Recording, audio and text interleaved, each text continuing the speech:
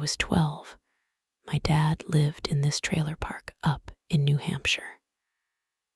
One of those places where every trailer's a slightly different shape, but they all smell faintly like coffee and Marlboros. He had one of those little porches that wasn't really a porch, just some plywood steps nailed to the doorframe. My parents had divorced years ago, so I only saw him on school vacations and a few weeks during the summer. My mom's house was all rules. No shoes in the living room, homework before TV, that kind of thing. But at Dad's, it was like a free-for-all. He'd hand us a couple cans of Sprite, say, "Don't go inside anybody's house," and then disappear into his own trailer with a beer and whatever episode of MASH he was on. So one Saturday night, my stepsister and I, and a few kids from the park, decided to play hide and seek. But not the normal kind. This was extreme hide and seek. It was late summer, so it was still warm, but the sun was long gone. The only light was from the porch lamps and the occasional flicker of a cigarette tipped somewhere in the distance. The rule was simple.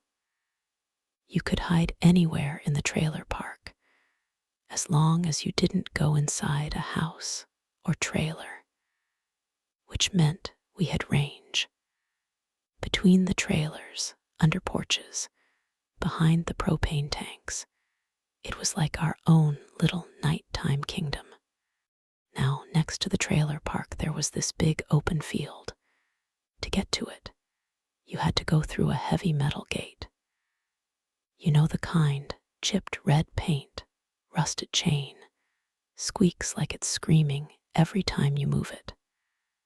Past the gate and over the train tracks was a dirt road that led down to the river, and the field stretched out forever next to it. We usually only went that way if we were heading down to the river to swim or go fishing. But we never went at night. It was too creepy at night. And for our game of hide and seek, it was considered out of bounds. Anyway, we started our game. I was it first, which I was mad about, because I'd just figured out the perfect hiding spot behind the neighbor's boat trailer. But fine, I started counting.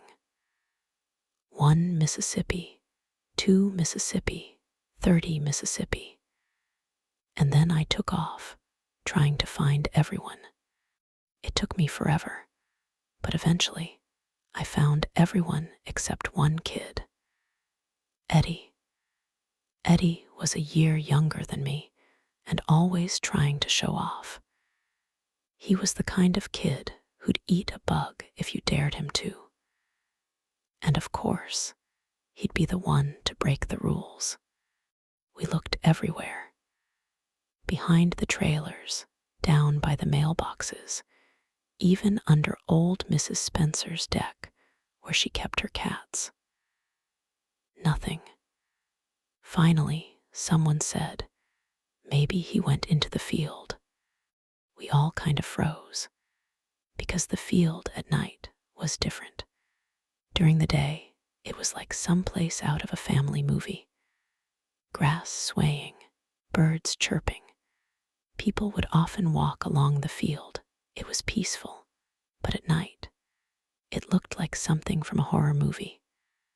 The swaying grass would cause shadows that played with your mind. The silence would leave your mind open to hear what it wants to.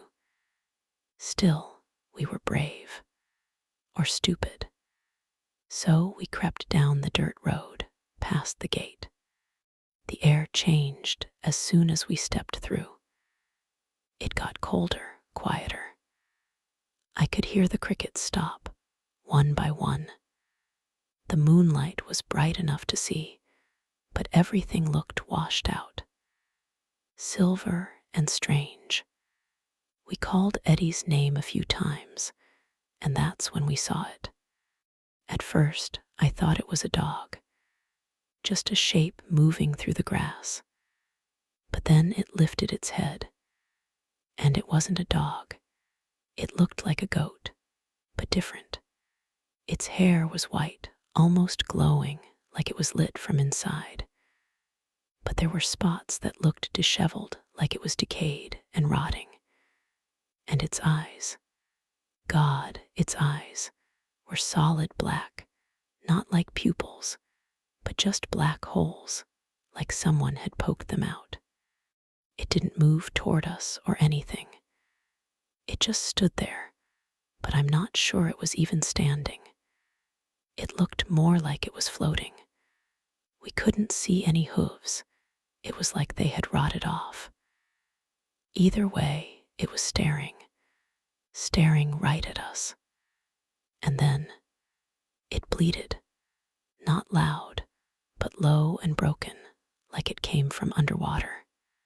That was it. We screamed. Every single one of us turned and ran back through that gate so fast we nearly tripped over each other. I don't think I stopped running until I was back at my dad's steps, gasping for air. We realized Eddie hadn't come back. His mom started yelling, so the grown-ups grabbed flashlights and went out looking for him. They found him about half an hour later, curled up in the tall grass on the other side of the railroad tracks, crying so hard he couldn't even talk. Later, he said he'd seen it too. The glowing goat, and it had been standing right next to him. I remember lying awake that night, staring at the ceiling, thinking about those eyes. And then, life goes on. My dad passed away the next spring, so I didn't get to go to New Hampshire much after that. Every now and then, that memory would pop up. Like, hey, remember the goat ghost? And I'd laugh at myself because it sounded ridiculous. A glowing goat, really. Eventually, I convinced myself it must have been a dream. Our brains make stuff up all the time, right? But then, a few years ago, I was going through old photos and found one from that summer. Me and my stepsister sitting on my dad's steps, mosquito bites all over our legs. And I thought, I wonder if she remembers. So I emailed her. Just casual. Hey, do you remember that night we played hide and seek at Dad's and saw something weird in the field? She wrote back in, like 5 minutes. Oh my God, she said, the goat ghost. I still tell people about that night. And that freaked me out. Because suddenly, it wasn't just my memory anymore. It was real. Someone else saw it too. Someone else remembered. So now, whenever I visit New Hampshire and drive past those old fields, I always slow down a little. Part of me expects to see something white moving through the grass, and part of me hopes I don't. Because if it was real, what was really going on in that field? And what else was out there? Thank you for listening to my story. If you enjoyed listening, please comment below, hit that like button, share this video, and subscribe. More tales will be coming soon.